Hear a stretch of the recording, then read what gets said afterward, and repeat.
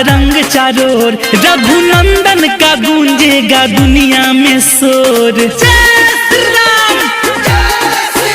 होगा भगवा ही भगवा का रंग चारों ओर, रघुनंदन का गूंजेगा दुनिया में शोर। होगा राज अभिषेक, दंग होंगे सारे देख, देवो अंबर से आरती उतार रहे हैं।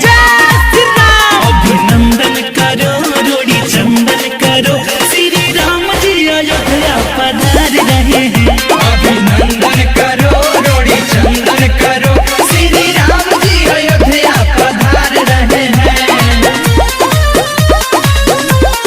Mixed by Deepak Dinkash.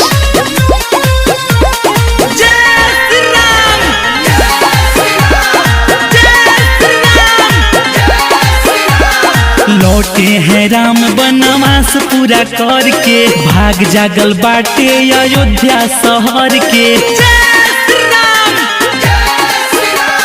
खुश बाड़ी धरती माँ भारती हो, जय जयकार हो रहा है। बरसों के सपना सजावल हो, अब साकार हो रहा है। लेके पूजा के थार सभी अखियां पसार, इंतजार में है रहिया बहार रहे हैं। अभिनंदन करो रोड़ी चंदन करो, श्री राम जी अयोध्या पधार रहे हैं। अभिनंदन करो रोड़ी चंदन करो, श्री राम जी अयोध्या पधार रहे हैं।